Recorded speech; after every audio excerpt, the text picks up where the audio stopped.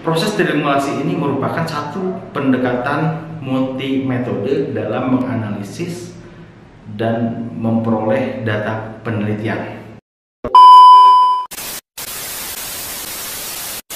Assalamualaikum warahmatullahi wabarakatuh. Selamat datang di channel Skripsi Bisa. Bagi kalian yang belum subscribe channel ini, silahkan untuk di subscribe terlebih dahulu agar kalian bisa mendapatkan video-video terupdate dari channel ini yang akan bermanfaat sekali bagi kalian, khususnya bagi mahasiswa. Apalagi kalau misalnya kalian sekarang sedang di semester akhir, ini akan sangat bermanfaat sekali. Maka dari itu silahkan subscribe dan jangan lupa di like dan di share ke teman-teman yang lain.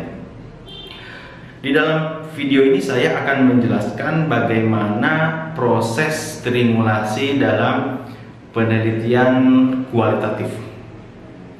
Di dalam penelitian kualitatif kita tahu bahwa yang menjadi instrumen utama adalah peneliti itu sendiri. Sehingga kualitas dari penelitian yang kita lakukan dengan metode kualitatif ini tergantung pada peneliti itu sendiri. Sehingga kualitas diri, pengalaman peneliti ini akan menjadi sesuatu hal yang sangat berharga saat melakukan proses penelitian kualitatif. Semakin banyak semakin banyak pengalaman seseorang melakukan penelitian, maka peneliti ini akan semakin peka dalam memahami satu gejala atau fenomena tertentu yang akan diteliti. Nah, ini di dalam kualitatif pengalaman peneliti akan sangat diperlukan sekali ya. Lalu walaupun seperti itu, terkadang kita sebagai manusia itu tidak akan terlepas dari yang namanya bias dan subjektivitas. Nah, maka dari itu tugas peneliti adalah mengurangi bias dan subjektivitas dalam penelitian itu sendiri, sehingga kita akan menghasilkan satu kebenaran yang utuh, yang objektif dan bisa dipertanggungjawabkan. Ini sangat penting sekali. Nah, di dalam penelitian kualitatif, karena memang rentan terhadap hal yang bersifat subjektivitas dan bias, maka proses triangulasi menjadi sangat penting dilakukan saat kita menganalisis data kualitatif.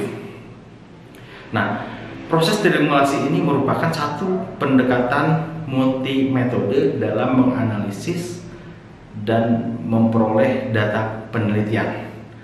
Nah, menurut Norman mendefinisikan bahwa triangulasi sebagai gabungan atau kombinasi berbagai metode yang digabungkan untuk mengkaji fenomena yang terkait dari sudut pandang perspektif yang berbeda. Itu menurut Norman ya. Sehingga terdapat 4 hal yang meliputi triangulasi penelitian ini.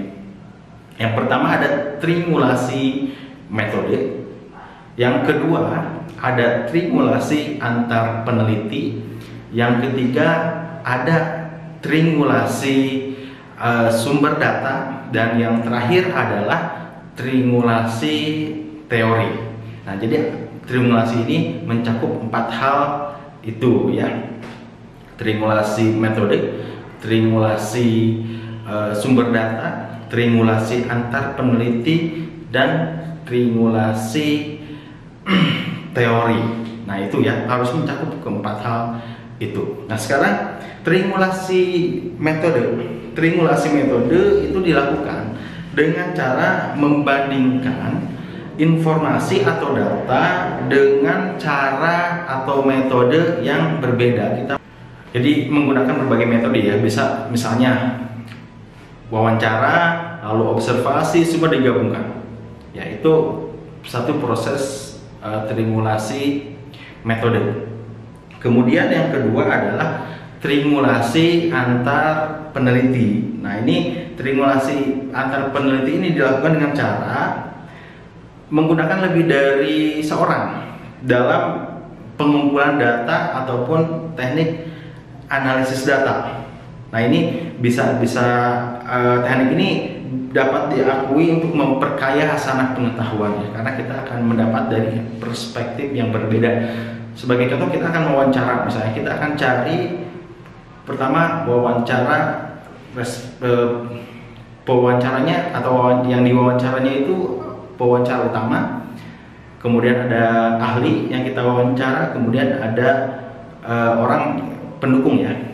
Jadi ada 3 itu sebagai salah satu teknik trimulasi itu antar peneliti atau kelompok ya. Jadi kita akan memperkaya hasanah pengetahuan kita dari berbagai perspektif. Kemudian ada trimulasi sumber data. Nah ini trimulasi sumber data ini mengkaji kebenaran informasi melalui berbagai metode dan sumber data. Contoh, kita akan wawancara dengan wawancara terstruktur, kemudian kita wawancara lagi dengan wawancara yang tidak terstruktur. Itu kita gabungkan ya. Bisa atau kita lakukan observasi participation, ya terlibat dalam observasi, dokumen tertulis, arsip, ya semua itu kita gunakan, yaitu trimulasi sumber data. Sehingga di sana akan memberikan insight yang berbeda mengenai fenomena yang kita teliti dari hasil ini. Lalu ada lagi yang terakhir adalah trimulasi teori. Nah, biasa dalam kualitatif itu akan menghasilkan satu statement penelitian ya. Satu statement penelitian, statement tesis ataupun statement teori. Nah, dari sana itu kita akan bandingkan dan kita akan lihat dari perspektif teori yang masih relevan. Jadi dari hasil penelitian kita berupa statement penelitian itu kita akan bandingkan dengan teori yang relevan. Nah, itu adalah 4 hal yang meliputi trimulasi. Diulangi lagi sekali lagi. Yang pertama ada trimulasi sumber data.